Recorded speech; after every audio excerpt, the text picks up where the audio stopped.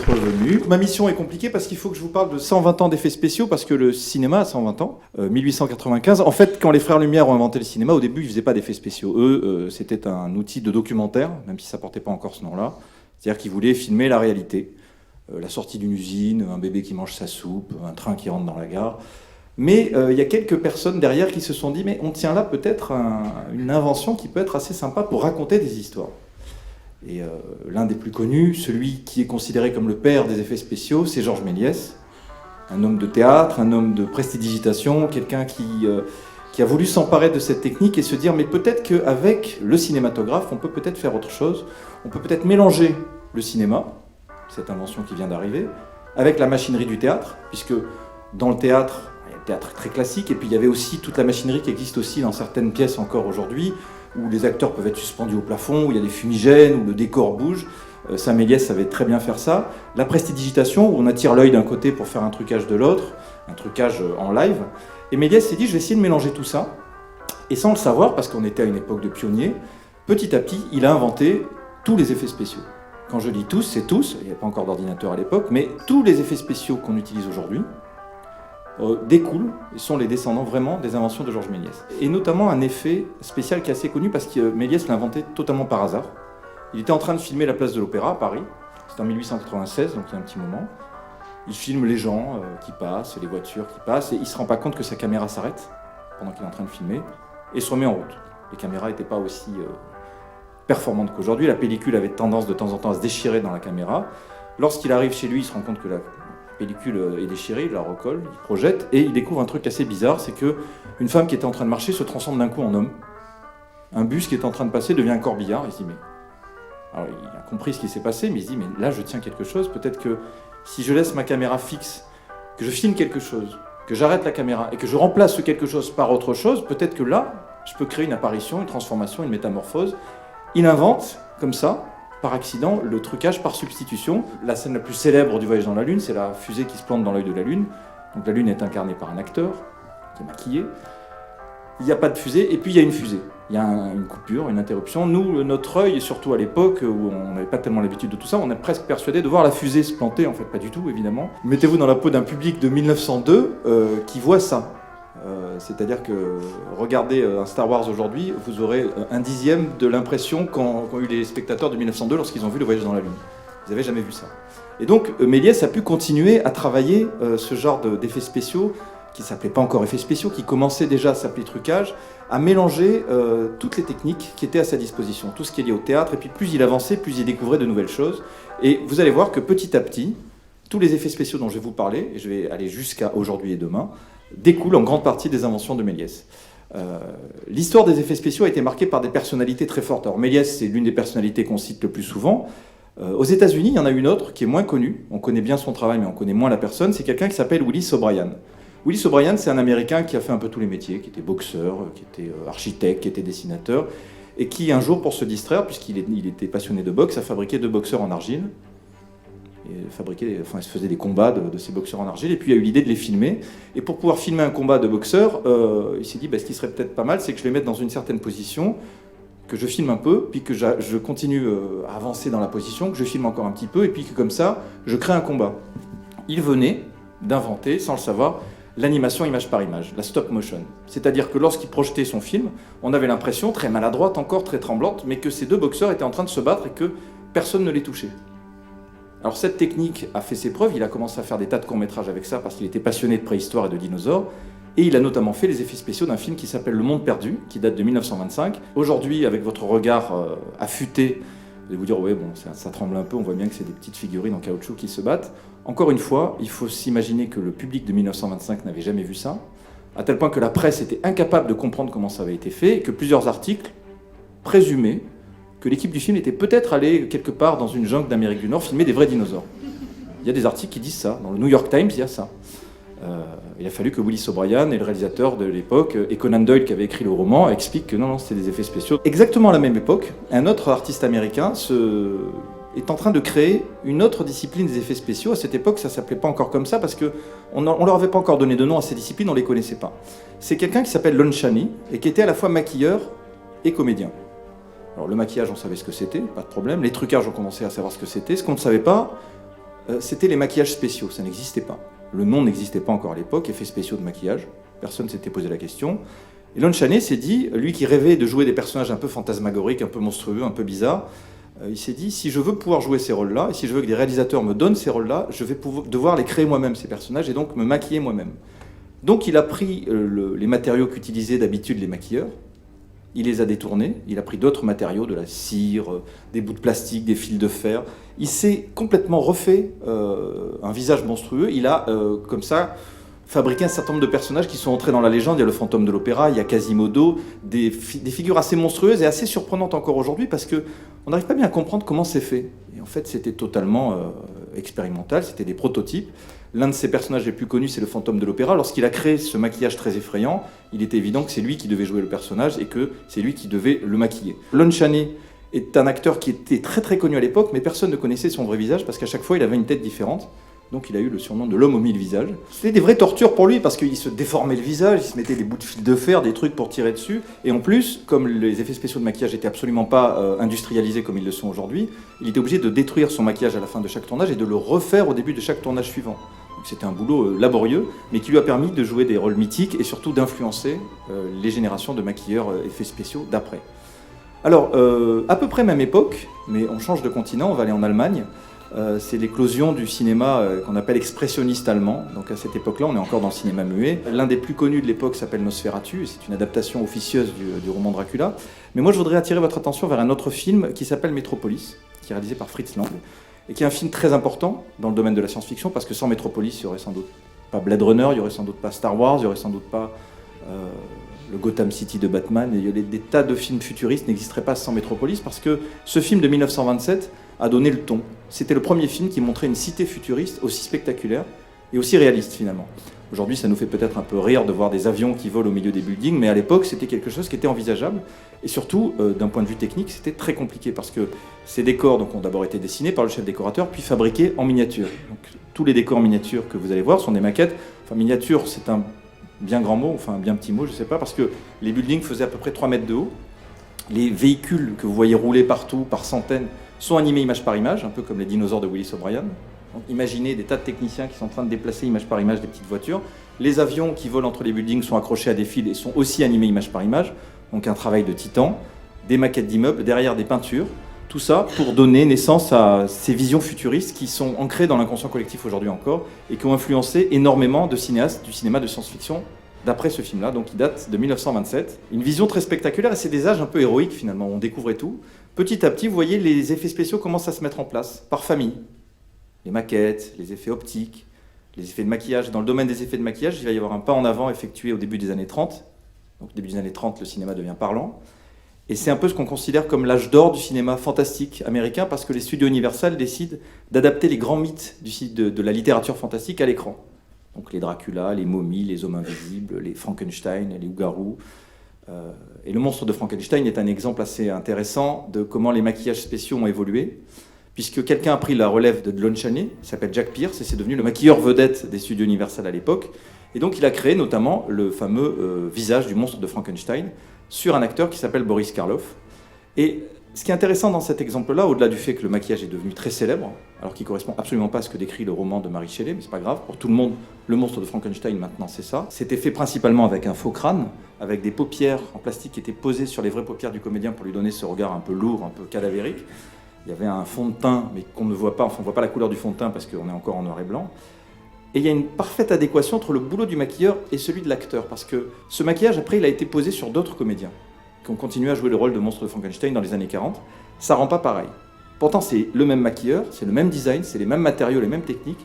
Ça rend pas la même chose. Ce qui veut dire que pour qu'un personnage qui est maquillé en créature fonctionne à l'écran, il faut qu'il y ait une alchimie parfaite entre le comédien, sa morphologie, son jeu, et le travail du maquilleur. Et souvent, il faut qu'il travaille en collaboration, que le maquilleur sache qui va jouer le personnage pour faire le design en fonction de ce personnage-là. Et on voit aussi un élément important, c'est qu'un maquillage spécial doit mettre, à chaque fois que c'est possible, en valeur le regard du comédien. Parce que là, on voit encore une grande partie de son visage, mais vous allez voir certains autres maquillages que je vais vous montrer plus tard, on voit plus grand-chose du comédien, mais on voit encore le regard, et c'est souvent par le regard que le comédien peut continuer à être expressif.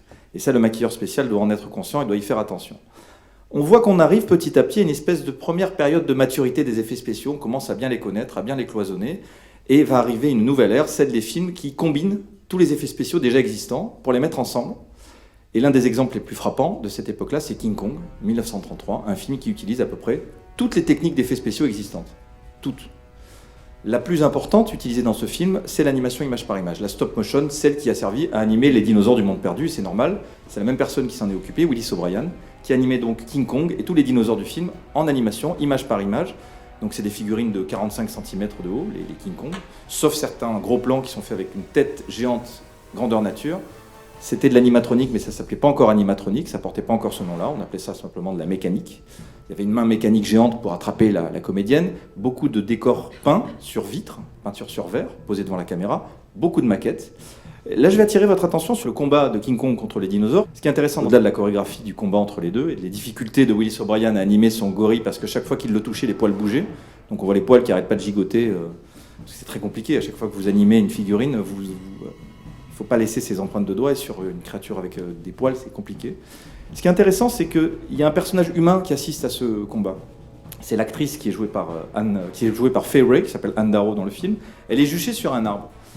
Et donc deux techniques ont été utilisées pour nous la montrer, cette comédienne. Dans les plans les plus serrés, c'est la comédienne réelle, sur un décor d'arbre, devant un grand écran de projection. Et donc le combat de King Kong contre les dinosaures, qui a été animé préalablement, est projeté sur un écran derrière elle. Donc elle peut vraiment voir ce qui se passe, elle peut réagir. Mais dans les plans les plus larges, on ne pouvait pas utiliser la comédienne réelle, donc la comédienne est elle aussi animée image par image. C'est une toute petite figurine qui est posée sur une maquette d'arbre et que Willis O'Brien, pendant qu'il anime son combat, doit aussi l'animer elle, en train de gigoter. Alors vous qui avez l'œil exercé, évidemment, vous allez voir la différence entre le moment où c'est l'actrice réelle et pas l'actrice réelle. Mais il y a deux choses. D'abord, le public de 1933 n'avait pas autant l'habitude que vous des effets spéciaux. Et puis en plus, dans cette scène-là, ce qu'on regarde, c'est les monstres qui se battent, c'est pas tellement l'actrice. Donc on devine quelque chose qui bouge, donc on comprend bien que l'actrice est là tout le temps, que s'il y a cette présence humaine. Et c'est un travail très compliqué, ça, parce que ça prend énormément de temps de faire de l'animation image par image. En plus, il y a des tas de détails qu'on remarque peut-être pas forcément, mais le ventre, la poitrine du dinosaure bouge pour vous montrer sa respiration. Il y a des tas de petits détails comme ça dans la jungle, il y a des petits oiseaux qui passent derrière. Tout est animé image par image. Et Willis O'Brien était tout seul la plupart du temps pour animer ces séquences-là, donc ça prenait un temps fou. Mais le résultat était payant à l'époque. Encore une fois, personne ne comprenait comment c'était fait. Il y avait des tas d'articles fantaisistes qui disait que King Kong était un homme dans un costume et que le dinosaure aussi, et qu'il a fallu beaucoup de temps, puis on faisait peu de pubs à l'époque sur les effets spéciaux, on s'en préoccupait pas beaucoup. 1933, c'est aussi une année importante pour un autre film à effets spéciaux qui s'appelle L'Homme Invisible. Effet complètement différent, ce coup-ci, il faut nous montrer un homme qui se déshabille, et sous les habits, il n'y a rien, il est invisible, il n'y a personne. En 1933, on n'avait pas tellement de possibilités, on avait moins de possibilités qu'aujourd'hui pour s'en sortir. Pour ce trucage-là, la méthode est très simple. L'acteur est dans un juste au corps noir complet, avec une cagoule noire, il est entièrement en noir, puis ses habits sont passés par-dessus. Il est filmé devant un fond noir, donc il se déshabille devant ce fond noir. Donc si on travaille bien les contrastes de notre prise de vue, on obtient l'image de quelqu'un qui se déshabille et qui est invisible, on va dire, mais invisible sur fond noir. C'est pas très intéressant. Là, ce qui est intéressant, c'est de pouvoir le mettre dans un décor. Si on superpose cette image avec l'image de sa chambre dans l'hôtel, dans le motel ou devant les gens, on va se retrouver avec un personnage qui se déshabille mais qui est transparent. Donc ça ne fonctionne pas non plus. Donc il a fallu superposer ces deux images et une troisième image qui est un cache de l'image de lui en train de se déshabiller, qui est réalisée à partir de l'image de lui en train de se déshabiller en laboratoire. Donc à l'époque c'était très laborieux parce qu'il fallait donc développer une deuxième fois cette pellicule-là, la contraster au maximum, l'inverser pour obtenir la même image que l'homme qui se déshabille mais en version négative et très contrastée. On superpose donc 3 couches d'images pour obtenir à l'arrivée un homme qui se déshabille et derrière ses bandages, derrière sa chemise qu'il ouvre, il n'y a rien, il y a le décor vide derrière. Pour obtenir ces effets-là, à l'époque, 1933, donc ça date un peu, on utilisait une tireuse optique, c'est-à-dire qu'on avait plusieurs projecteurs et une caméra qui refilmait le tout. Ça veut dire que c'était un peu hasardeux quand même, c'était pas évident, et surtout on n'était pas garanti du tout de la qualité du résultat. Autre problème, quand on refilme un film, on perd en définition, forcément, c'est-à-dire qu'on a une deuxième copie. Ce qui veut dire que la plupart des effets optiques, comme ça, on se rend compte qu'il y a soit une image un peu granuleuse, soit un liseré un peu noir ou un peu bleu plus tard, parce qu'à l'époque du noir et blanc, on utilisait pas mal les fonds noirs ou certains fonds jaunes. Quand la couleur est arrivée, on a préféré le fond bleu, qui était plus pratique pour incruster les personnages, parce que le bleu, c'est la couleur qui est la moins présente dans la peau humaine. Et lorsque les trucages numériques sont arrivés, on a eu tendance à préférer le fond vert, qui est une couleur qui permet de mieux isoler un personnage ou un objet filmé lorsqu'on veut l'extraire en numérique. C'est plus facile qu'avec un fond bleu. À l'époque, on était encore sur du fond noir. Donc ce type de trucage-là a été utilisé énormément de fois, et à l'époque de L'Homme Invisible, c'était l'une des premières fois qu'on le voyait de manière aussi spectaculaire. Et je vais vous amener un petit peu en France aussi, parce que sinon on va m'accuser de ne parler que de films anglo-saxons, même si j'ai parlé de Métropolis et de Méliès quand même, parce que pendant ce temps, pendant que les effets optiques évoluent, les effets de maquillage continuent à évoluer. Et on invente un procédé. À l'époque du fantôme de l'opéra et de Frankenstein, je vous l'expliquais, le maquilleur était obligé à chaque fois de reconstruire entièrement le maquillage, de le détruire et de le reconstruire. À un moment donné, on s'est dit, il va peut-être falloir qu'on trouve un système pour éviter de tout détruire. Et donc on a fait des prothèses. Les prothèses, le principe, c'est de prendre l'empreinte du comédien, faire un moulage, et à partir de ce moulage, on sculpte les parties qu'on veut déformer. Si on veut transformer quelqu'un en homme en fer blanc, par exemple, comme dans Le Magicien d'Oz, on va sculpter le visage étrange qu'on souhaite obtenir, et puis on va avoir des pièces en latex qu'on va pouvoir poser sur mesure sur le visage du comédien. Mais on peut en tirer autant qu'on veut, autant de pièces qu'on veut, parce qu'on a le moulage. C'est une certaine généralisation des prothèses, justement, qui a été faite notamment pour Le Magicien d'Oz en 1939, et aussi pour La Belle et la Bête en 1946, qui est l'un des plus beaux maquillages spéciaux de l'histoire du cinéma, toutes époques confondues, et qui, comme dans le cas de Frankenstein, fonctionne bien parce qu'il est parfaitement adapté aux comédiens. On voit la bête, mais on reconnaît aussi Jean Marais.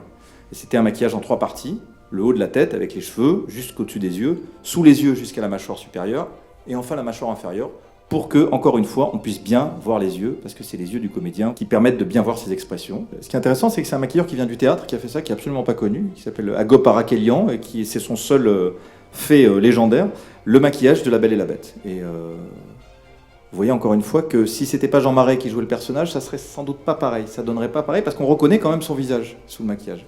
C'est ça qui fonctionne bien. Donc, La Belle et la Bête 1946, dans ce cas-là, comme dans le cas du monstre de Frankenstein, c'est juste le visage qui est vraiment déformé. Il y a un costume, évidemment, mais c'est principalement sur le visage qu'on va se concentrer. Lorsqu'on veut qu'un acteur interprète un monstre, mais que son corps entier soit déformé, le masque et le maquillage ne suffisent pas, évidemment, il faut un costume spécial. L'un des exemples les plus connus nous vient du Japon, c'est le monstre Godzilla, qui est un homme dans un costume. Il faut savoir que c'est un peu un hasard le fait que ce soit un homme dans un costume, parce que pourquoi Godzilla a été créé en 1954 ? L'une des raisons, mais c'est pas la seule, c'est qu'en 1952, King Kong est ressorti sur les écrans, et notamment au Japon, et a fait un tabac, un succès fou. Les Japonais se sont dit qu'il était peut-être temps qu'ils aient leur propre monstre eux aussi. Et puis c'était logique parce que culturellement, le Japon avait besoin d'une espèce de symbole de plusieurs phobies du peuple japonais qui sont liées à la peur de l'atome, évidemment. Hiroshima n'était pas si loin que ça, à la peur des catastrophes naturelles. Et donc avoir cette espèce de monstre, de dinosaure, mais qui ressemble autant à un dragon qu'un dinosaure, qui attaque la ville, c'était une manière de focaliser un petit peu de toutes leurs angoisses sur une créature. Et cette créature, ils ont envisagé de la faire en stop motion. Le problème, c'est que la stop motion, l'animation image par image, comme King Kong, ça prend énormément de temps, et qu'il n'y avait pas vraiment d'artistes spécialisés dans cette technique au Japon. En revanche, pour ce qui est de fabriquer des costumes et de fabriquer des maquettes, il y avait pas mal de gens qui étaient spécialisés là-dedans, et puis il y avait un superviseur d'effets spéciaux qui s'appelle Eiji Tsuburaya, qui a pris en charge les effets spéciaux du film, et donc Godzilla, depuis, est un homme dans un costume, sauf quand c'est les Américains qui font des remakes, mais lorsque c'est des Japonais qui le font, ça reste un homme dans un costume, c'est devenu une tradition. Alors il faut quand même essayer d'éviter qu'on comprenne que c'est un homme dans un costume, même si ça se voit, donc il y a des tas d'astuces. D'abord, la morphologie du monstre fait qu'on s'éloigne quand même pas mal de l'anatomie humaine. Le jeu du comédien aussi, qui ne va pas essayer de ne pas être complètement bipède, mais d'adopter des attitudes un peu animales. Le fait qu'on tourne en accéléré pour obtenir à l'arrivée un ralenti, et que donc le monstre donne le sentiment de se déplacer au ralenti, donc d'être plus grand que nature. En plus, ça se passe la nuit, il y a des maquettes, de la fumée, des explosions, des étincelles. Tout ce qui fait que le monstre reste un peu dans l'ombre et que reste une figure mythique plutôt que Casimir, quoi, quelqu'un dans un costume de dinosaure. Alors aujourd'hui, on voit bien que c'est un homme dans un costume, mais ça fonctionne, ça fait partie de ce que le spectateur accepte. Il accepte ça, il sait que c'est un homme dans un costume, et ça lui plaît, et ça lui va, tout comme il accepte que les aliens ou les prédateurs sont aussi des acteurs dans des costumes. Ça fait partie d'une convention que le cinéaste et le public passent ensemble. Alors on va continuer notre petit voyage dans le temps, on avance de 2 années, et on change à nouveau de continent, on repasse sur le continent américain, on est en 1956, et voilà un film qui va poser un paquet de défis techniques et artistiques. C'est un film qui s'appelle Les 10 Commandements, et qui doit raconter tous les miracles qui se trouvent dans l'Ancien Testament, ce qui n'est pas évident, bien sûr, même si c'est un film à très gros budget, réalisé par un spécialiste du genre qui s'appelle Cécile B2000, il faut quand même trouver des moyens techniques pour montrer tous ces miracles.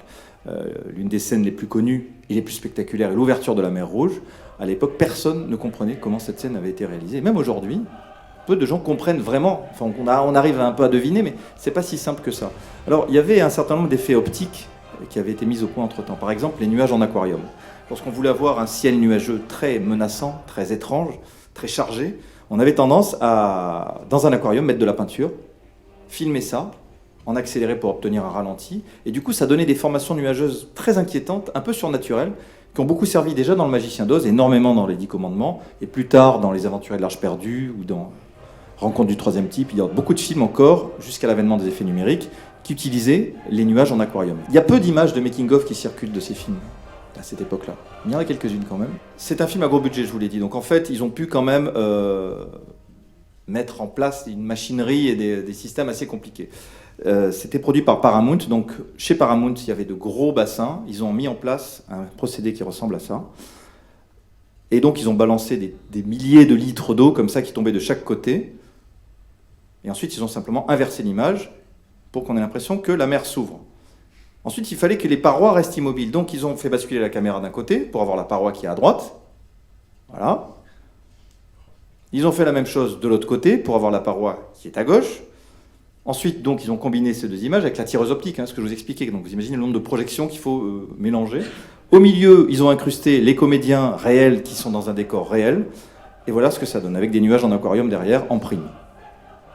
Alors, on sent bien que tout ça n'est pas très réaliste, mais c'est pas grave, c'était pas le but du tout du film, c'était pas censé être réaliste, c'est censé être un peu fantastique.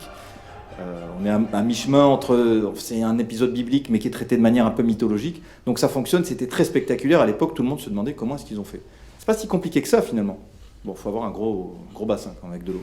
Mais sur le principe, c'est pas si compliqué. Ce qui est compliqué, c'est la mise en œuvre. Il faut avoir l'idée. On était encore à une époque où on n'arrêtait pas de se poser des questions, mais comment est-ce qu'on va faire? Une époque qui est un peu révolue maintenant, mais on va y revenir. Cela dit, on n'est pas obligé de se creuser autant la tête et de faire aussi compliqué quand on veut avoir des effets spectaculaires. L'année d'après sort un film sur les écrans qui s'appelle L'homme qui rétrécit. C'est l'histoire, comme son titre l'indique, d'un homme qui rétrécit. Il commence avec une taille normale et puis il se retrouve avec une taille miniature. Donc vers la fin du film, il y a des effets optiques très compliqués où il doit affronter un chat, une araignée, qui sont aussi gros que des dinosaures pour lui. Mais vers le début du film, il mesure à peu près 90 cm de haut, on va dire. Et il y a une scène assez intéressante où il dialogue avec sa femme. Il y a plein de moyens de réaliser cette scène-là. On pourrait mettre l'actrice devant un écran, par exemple. On pourrait l'incruster, peut-être la filmer sur fond noir, ou sur fond bleu, ou sur fond jaune. Mais en réalité, tout a été fait devant la caméra, en direct. Tout est fait en direct. La plus grosse difficulté a été de construire un décor surdimensionné, un décor géant. C'est-à-dire que tout ce que vous voyez derrière, la télé, la table, la fenêtre, la chaise au fond, la lampe, le canapé, tout ça est très grand, pour que le comédien donne le sentiment de ne mesurer que 90 cm de haut. Jusque-là, vous me suivez. Et pour qu'on donne l'impression que l'actrice, elle, a une taille normale, si on la met à la même distance que lui, évidemment, elle va avoir l'impression qu'elle est toute petite. Donc, elle est très près de la caméra et surélevée, l'actrice. Donc, à la distance où elle est de la caméra, on a l'impression qu'elle a une taille normale. Ce qui veut dire qu'évidemment, il ne se regarde pas du tout. Lui, il regarde devant lui. Elle est beaucoup plus loin. Elle regarde en bas, lui vers le haut, avec des repères qu'on leur a précisément indiqués. D'ailleurs, vous voyez que dans cette scène, à part l'arrêt sur image que j'ai fait, il y a beaucoup de moments où il se fuit un peu du regard, pour éviter qu'on sente qu'il ne se regarde pas du tout. Et il y a quand même un problème qui se pose, c'est que sur le fauteuil derrière elle, je ne sais pas si vous en rendez compte, mais il y a un chat qui bouge. Un vrai chat. Donc évidemment, ce n'est pas un chat géant. Donc en fait, c'est là où la perspective forcée, puisque c'est le nom de cette technique, perspective forcée, est habile, c'est que le fauteuil et les deux petites tables, eux, sont à taille réelle et sont tout près de la comédienne. Mais dans l'alignement, on a l'impression qu'ils font partie du décor. Donc, lorsque tout est correctement aligné, que la caméra est placée là où il faut, et les comédiens aussi, on est complètement bluffé, c'est-à-dire qu'on est persuadé que cette femme de taille normale discute avec son mari qui est devenu tout petit. Et c'est tellement réaliste qu'on ne se pose pas de questions. Alors, ils auraient pu faire des trucages optiques très compliqués, encore une fois, il y en a plein dans le film, mais pour cette scène-là, pour le jeu des comédiens, pour pouvoir tout capturer avec la caméra, ils ont décidé d'utiliser cette technique. Et n'allez pas croire que c'est une technique qui est désuète, parce que dans les derniers Seigneurs des Anneaux, dans les derniers Hobbits, ça a été utilisé énormément dans beaucoup de scènes où des acteurs de taille différente doivent interagir. Il n'y a pas que des effets numériques, il n'y a pas que des effets optiques.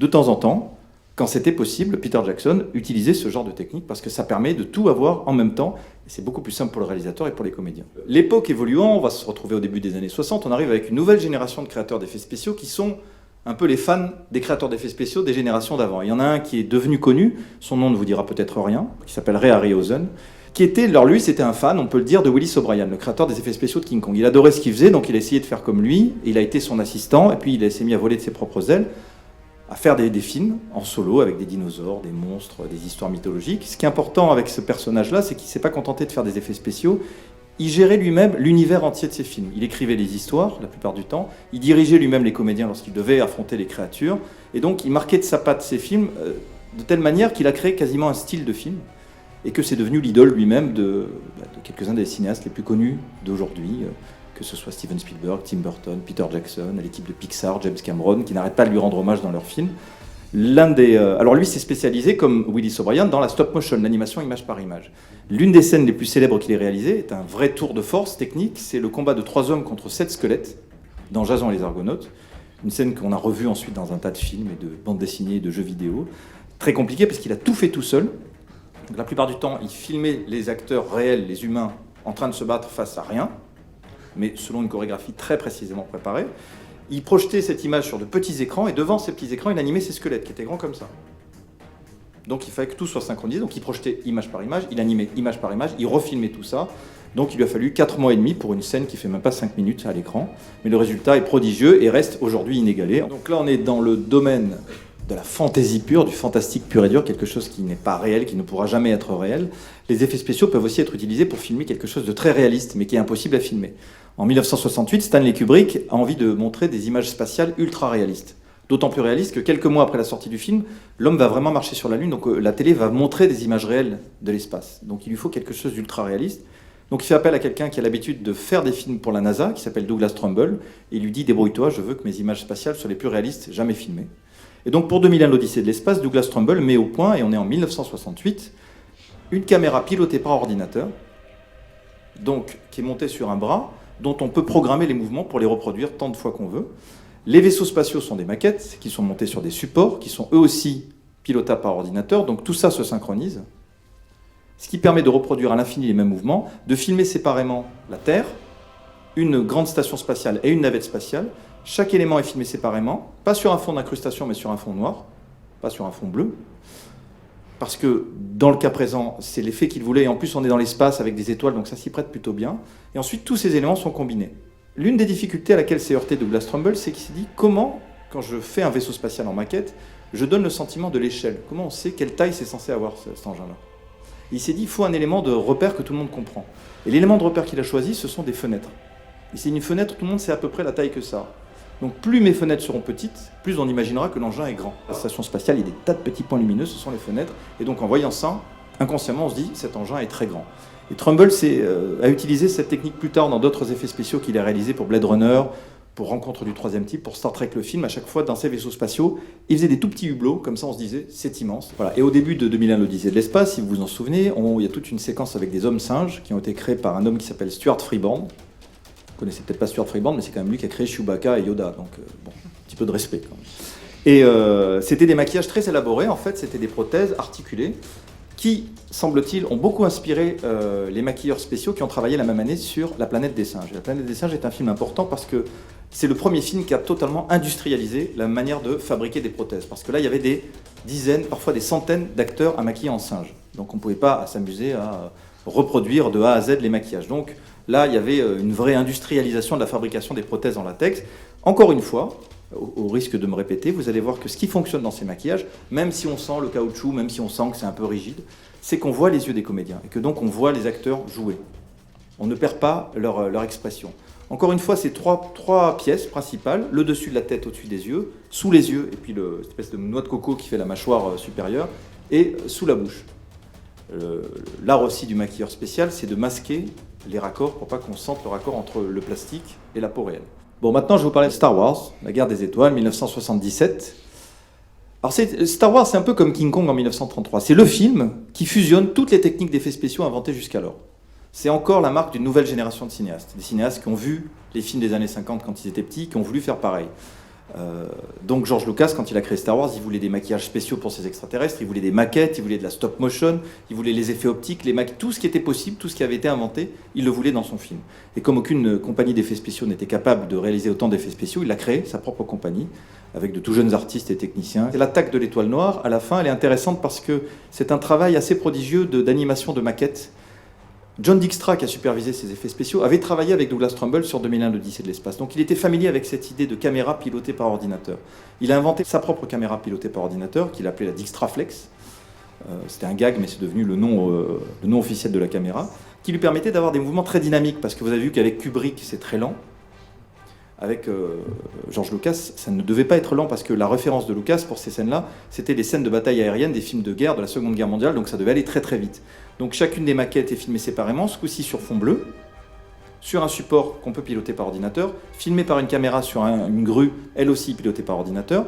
Toutes les maquettes de vaisseaux spatiaux sont incrustées dans l'étoile noire, qui elle aussi est une maquette immense. Tous les rayons laser que se tirent les vaisseaux spatiaux, c'est de la rotoscopie, autrement dit du dessin animé, tout simplement, c'est-à-dire dessiné sur des cellulos, feuilles transparentes qu'utilisent les artistes qui font du dessin animé, incrustées en plus. Les explosions sont des explosions réelles, de maquettes, c'est-à-dire qu'il y a de la pyrotechnie. Tout ça se combine avec un rythme effréné pour donner une séquence qui aujourd'hui encore est restée une référence. Voilà. Donc on est à une période du cinéma où il faut en mettre plein la vue parce que les blockbusters sont arrivés, c'est-à-dire les films ultra spectaculaires au budget assez important et qui occupent toutes les salles de cinéma. Depuis Les Dents de la Mer, c'est un phénomène maintenant qui se popularise et donc les effets spéciaux sont obligés de suivre et d'aller toujours plus loin. Un an après, on réalise Superman, le premier film de super-héros vraiment spectaculaire avec des effets spéciaux dignes de ce nom.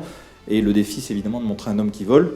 Ce qui n'est pas simple parce qu'à l'époque, quand on incrustait les personnages, on les incrustait sur fond bleu. Or, Superman est principalement bleu, donc le mettre sur un fond bleu, c'était un peu compliqué. Le mettre devant un écran de projection comme l'actrice qui regardait le combat de King Kong, c'est possible, mais le problème, c'est que ces écrans de projection sont assez limités. Donc on a décidé d'utiliser la projection frontale. Au lieu de projeter derrière, on projette devant. C'est un écran qui est beaucoup plus grand, qui est fait dans le même matériau que celui qui est à l'arrière de vos voitures. Quand c'est éclairé par des phares, ça renvoie la lumière. C'est donc des écrans très lumineux. Donc l'acteur Christopher Reeves est allongé sur une espèce de plongeoir, imaginez un plongeoir qui traverse l'écran, mais qui n'est pas un simple plongeoir parce qu'il est articulé, il lui permet de bouger dans tous les sens. L'image derrière lui est filmée depuis un hélicoptère, ce sont des vues aériennes.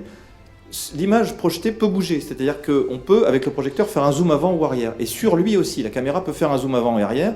Les deux caméras et le projecteur sont synchronisés. Le pylône sur lequel, enfin le plongeoir, on va dire le support sur lequel il est installé, peut bouger aussi, ce qui permet d'avoir des résultats assez dynamiques. Aujourd'hui, le trucage se voit parce qu'on sent bien qu'on est dans une deuxième génération d'images derrière, on voit que c'est une image projetée. Mais bon, c'était un grand pas en avant dans le domaine des effets spéciaux et un autre grand pas en avant arrive avec un film qui s'appelle Le Loup-garou de Londres. Alors, à l'époque du Loup-garou de Londres, on est en 1980, John Landis, quand il réalise ce film, aimerait montrer une métamorphose d'homme en loup ultra spectaculaire.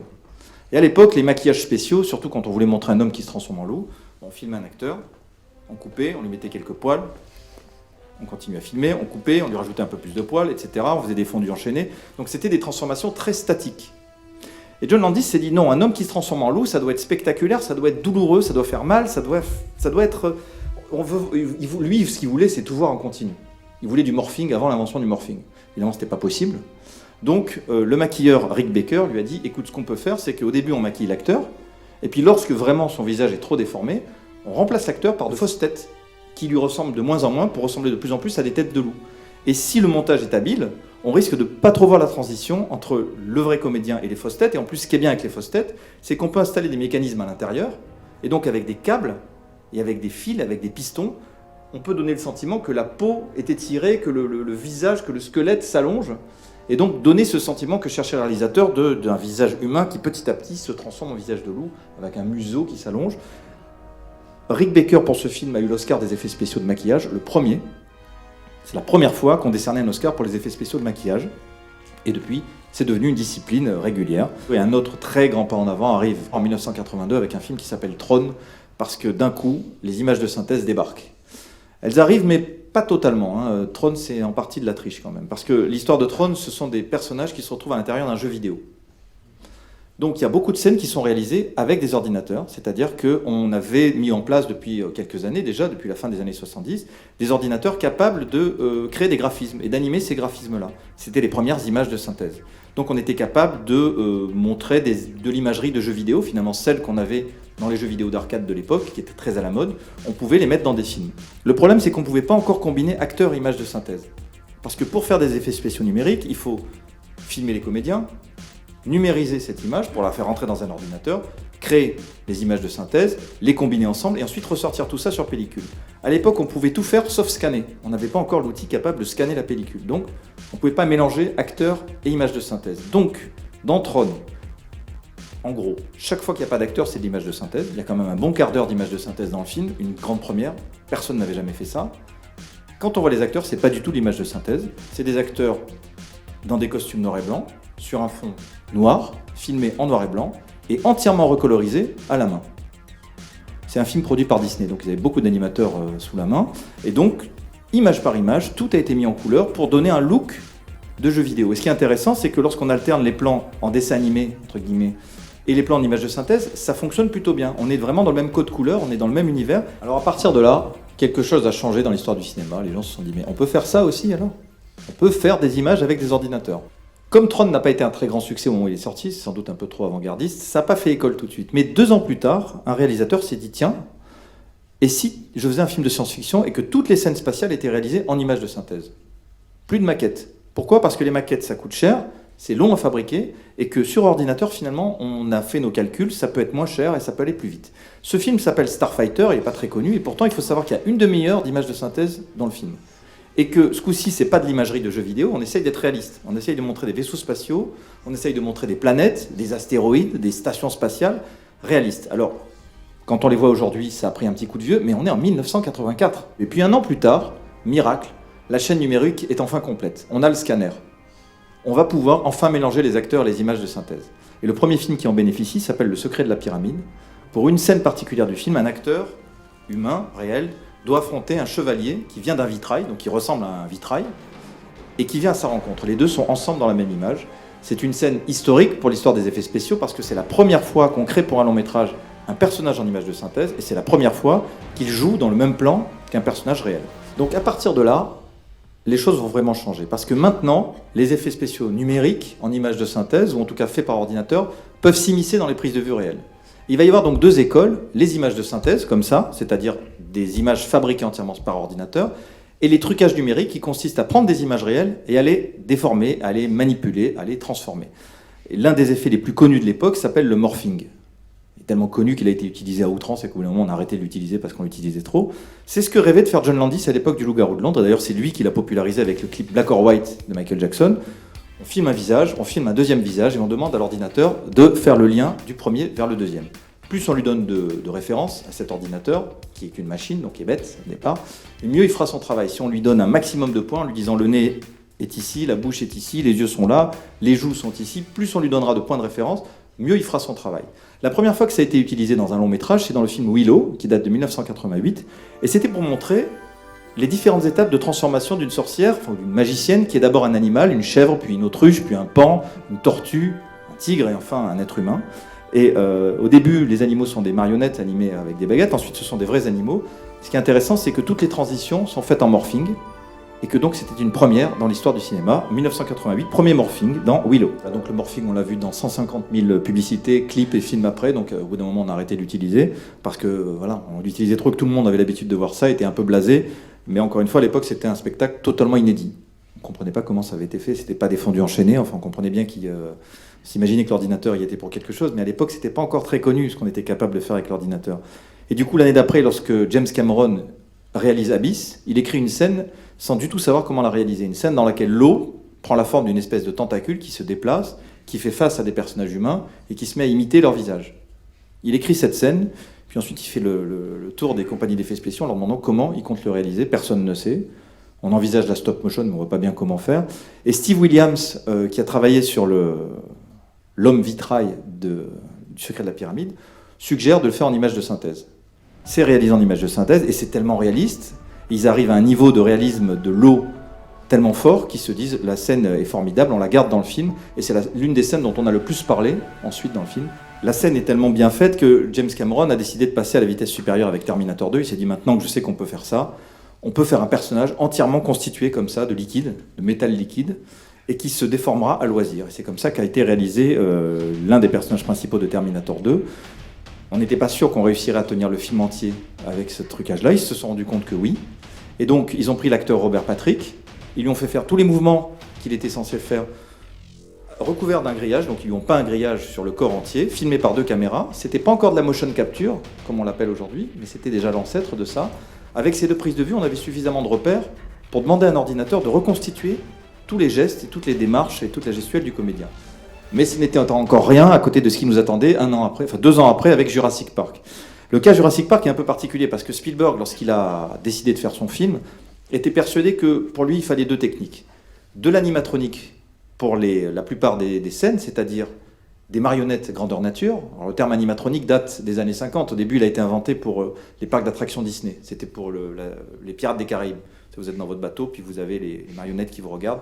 C'est Walt Disney qui a appelé ça l'animatronique, parce que c'était une contraction de animation électronique.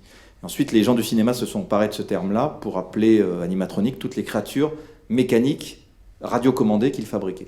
Donc on était allé assez loin dans cette technologie, avec Aliens notamment, le deuxième Alien, où on a une reine alien gigantesque. Et donc Spielberg s'est dit, pour Jurassic Park, la plupart du temps j'utiliserai ça, des dinosaures grandeur nature. Et puis quand on doit les voir faire des actions que ne peuvent pas faire les marionnettes, c'est-à-dire sauter, courir, j'utiliserai de la stop motion, l'animation image par image, comme chez King Kong. La stop motion un peu améliorée. Imaginez qu'on pourrait rajouter des flous de mouvement sur ordinateur. Sauf que l'équipe d'ILM qui était chargée des flous de mouvement s'est dit on va quand même pas se contenter de faire des flous de mouvement, on va essayer de les faire entièrement en image de synthèse, ces dinosaures. Ils ont fait des tests, ça s'est avéré suffisamment concluant pour que Spielberg dise ok, donc animatronique pour les plans serrés, image de synthèse pour les plans larges. Il faut savoir que dans Jurassic Park, il y a beaucoup plus d'animatronique que d'images de synthèse, mais forcément, comme l'image de synthèse était la nouvelle technologie, tout le monde n'a vu que ça.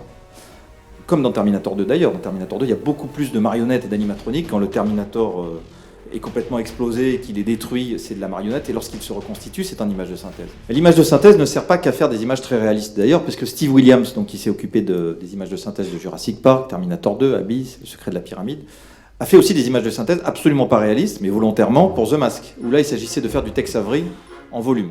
Donc là vous avez des dinosaures très spectaculaires, très réalistes mais très spectaculaires. Vous avez The Mask, où ça part complètement en vrille, on est dans du Tex Avery. On peut utiliser aussi les effets numériques pour créer des effets hyper réalistes qui ne ressemblent pas à des effets spéciaux, mais qui sont des choses qu'on n'aurait pas pu filmer dans la réalité. Et la même année que The Mask sortait Forrest Gump de Robert Zemeckis. Et dans Forrest Gump, il y a énormément d'effets spéciaux qui ne ressemblent pas à des effets spéciaux. Il y a notamment la fameuse rencontre entre Tom Hanks et le président Kennedy, impossible à filmer dans la réalité, mais qui ne doit pas ressembler à un effet spécial. Voilà l'archive réelle de Kennedy qui félicite vraiment des sportifs américains. Tom Hanks filmé devant un fond bleu, ce qui veut dire qu'on peut extraire son image. La plus grosse difficulté, c'est surtout au niveau de la main. Parce qu'au niveau de l'étalonnage, c'est-à-dire que bon, on est en noir et blanc déjà, donc ça simplifie les choses, mais il faut que le contraste soit parfait, que l'image soit salie, pour qu'elle ressemble à une image d'époque. La main, c'est une espèce de morphing entre la main de Tom Hanks et la main de la vraie personne qui serre la main de Kennedy. Et ce qui est compliqué, c'est que ça ne ressemble pas à un effet spécial, mais tout le monde sait que c'est un effet spécial. Donc tout le monde a le nez dessus et cherche la petite bête pour voir où est-ce que ça marche pas. Et ça marche très bien. Et donc voilà aussi le type de possibilités qu'offrent les effets numériques. Et on était en 1994. Dans un ordre d'idées un peu similaire de reconstitution historique, mais beaucoup plus spectaculaire, James Cameron, lorsqu'il réalise Titanic, décide d'utiliser un peu toutes les techniques. Par exemple, lorsqu'il veut nous montrer pour la première fois le Titanic qui vogue sur les flots, il mélange tout. L'océan est en image de synthèse. C'était une première, on n'avait jamais fait d'océan en image de synthèse. Le bateau, il estime que l'image de synthèse ne lui permettra pas d'obtenir le résultat qu'il souhaite, donc il fait fabriquer une maquette immense. Les gens sur le bateau sont des vrais acteurs, mais quand on les voit de plus loin et en foule se déplacer, ce sont des images de synthèse.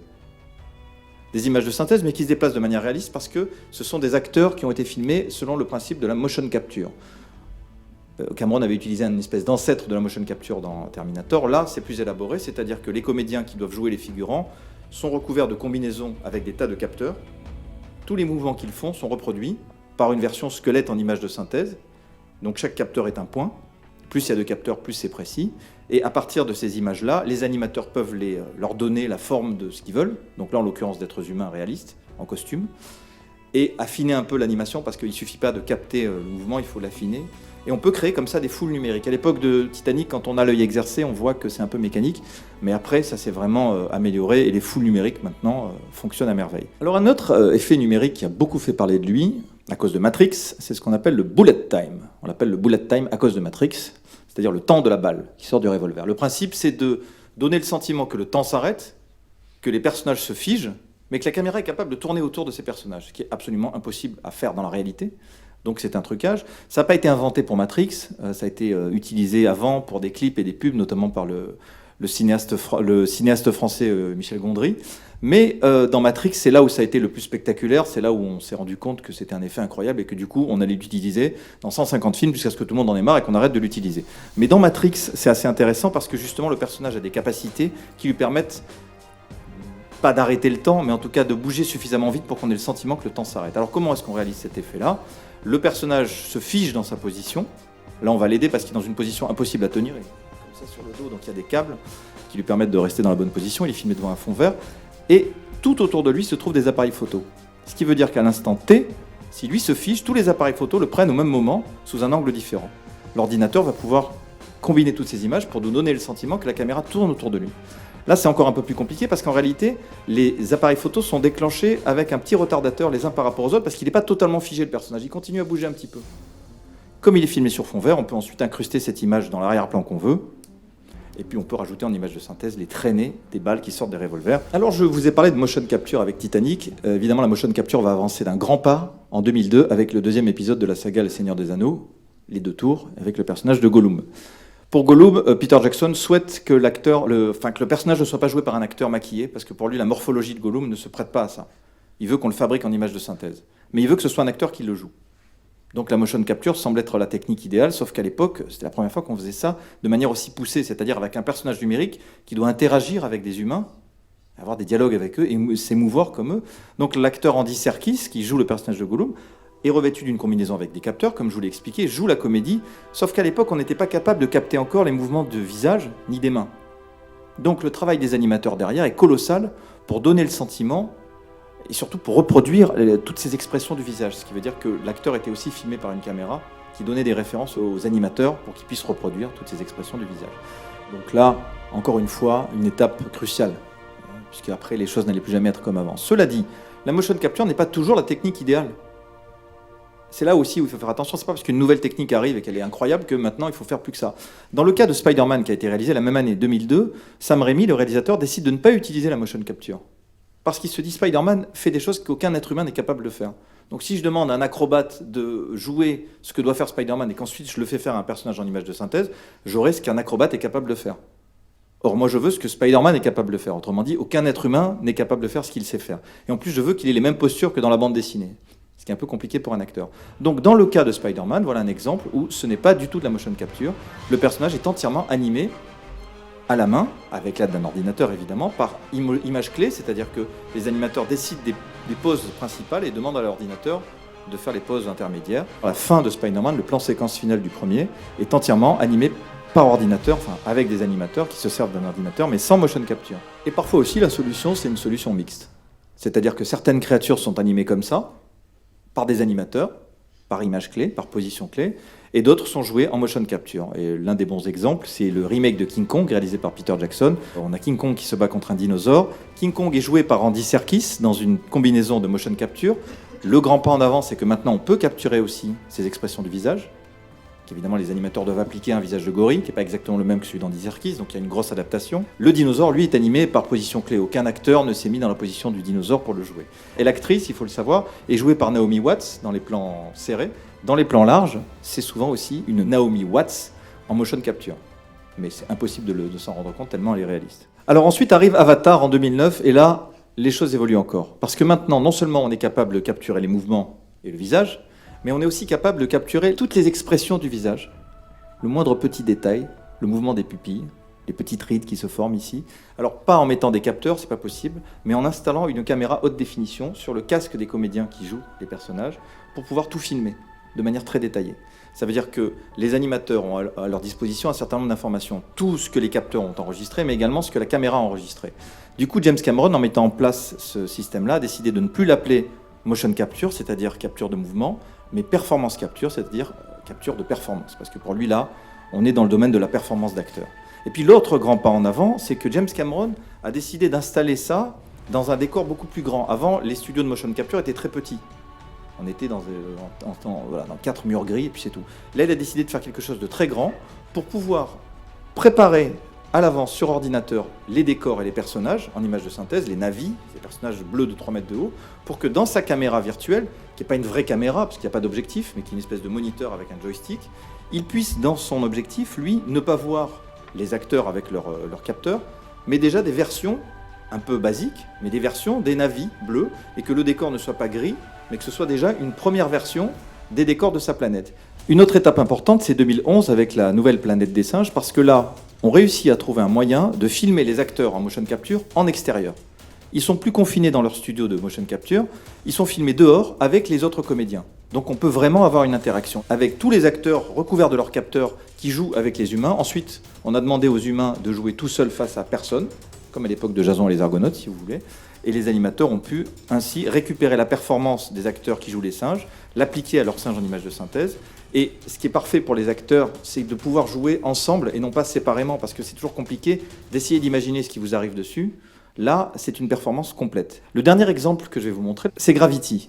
Gravity, c'est un film intéressant parce que on se souvient tous de la performance de Sandra Bullock, mais ce qu'on sait peut-être moins, c'est que 80% du film à peu près est réalisé avec des images de synthèse. C'est pratiquement un film d'animation, Gravity. C'est-à-dire que dans la plupart des plans, seul le visage de la comédienne est réel. Tout le reste est en image de synthèse. Comme c'est un film où les personnages sont tout le temps en apesanteur, il est très difficile de faire ça à des comédiens. Alors il y a pas mal de plans où effectivement elle est dans une combinaison tenue par des câbles, filmée par une caméra qui peut pivoter dans tous les sens et elle-même est sur un support qui peut pivoter dans tous les sens. Tout l'environnement autour est en image de synthèse, que ce soit l'espace, la Terre qu'on voit souvent, la station spatiale, la navette spatiale. Mais souvent, sa combinaison elle-même, son corps lui-même est en image de synthèse, parfois partiellement, mais parfois en entier, parce que c'était le seul moyen d'y arriver. Il est assez difficile de se rendre compte de ça lorsqu'on voit le film, parce qu'on a l'impression que certes, l'espace a été reconstitué, mais que c'est bien elle qu'on voit, mais non. On voit qu'un petit bout de Sandra Bullock. Mais c'est quand même sa performance. C'est la performance de son visage, mais le corps, la plupart du temps, a été animé par position clé, par performance capture, parce que l'apesanteur est impossible à jouer pour un comédien. Donc c'est comme le cas de Spider-Man, en fait. C'était impossible pour Sandra Bullock de jouer réellement l'apesanteur. Donc les animateurs l'ont joué à sa place. En revanche, c'est son visage qu'on voit tout le temps, presque tout le temps. Parce qu'il y a des plans 100% numériques. Voilà, donc à ce stade-là, on entre dans une nouvelle dimension où on ne sait plus du tout ce qui est vrai, ce qui est faux, et on a le sentiment que tout est possible maintenant. Le Graal semble être la possibilité de créer un être humain en image de synthèse tellement réaliste qu'on ne verrait plus la différence avec un vrai être humain. Ça pose un certain nombre de problèmes éthiques, certes, et on pourrait aussi se demander à quoi bon, à quoi ça sert. Cela dit, imaginez par exemple que Steven Spielberg ait envie de faire un 5e Indiana Jones, qui se passerait dans les années 30, donc à l'époque des premiers Indiana Jones, et qui veut que ce soit Harrison Ford qui joue le personnage. Pas évident. Rien n'empêcherait, si la technologie le permet, de faire un Indiana Jones, un Harrison Ford qui a 35 ans, qui soit vraiment joué par Harrison Ford, avec des capteurs partout, qui physiquement ressemble au Harrison Ford des années 80. Pourquoi pas ? Est-ce que là c'est intéressant ? Je ne sais pas, le débat reste ouvert. En tout cas, c'est une possibilité qui s'offre à nous. En tout cas, on tend vers ça. On a vu que pour l'instant, on ne cherche pas ça. On cherche à faire des extraterrestres bleus de 3 mètres, ou des hommes singes, ou des gorilles, pas des humains réalistes. Parce que pour l'instant, on se dit à quoi bon faire des humains réalistes. Mais dans certains cas, ça pourrait peut-être être intéressant, dans la mesure où ça ne supprime pas le travail du comédien. Parce qu'on a vu que les meilleures performances sont réalisées lorsqu'il y a un acteur derrière, malgré tout. Le deuxième débat qui peut être ouvert, et moi je lance les questions, mais je ne vais pas m'amuser à rentrer dans le débat, c'est est-ce qu'il est bon de sacrifier au tout numérique ? Parce qu'on se trouve dans une situation où maintenant, comme le numérique nous permet de tout faire, on a tendance à tout faire avec. Et c'est peut-être pas la bonne solution. Parce que ce qui se passait avant l'avènement du numérique, lorsqu'on voyait un film à effets spéciaux, on se posait inlassablement la question, comment est-ce qu'ils ont fait ? L'ouverture de la mer Rouge, mais comment est-ce qu'ils ont fait ce truc-là ? L'homme invisible, comment est-ce qu'ils ont fait ?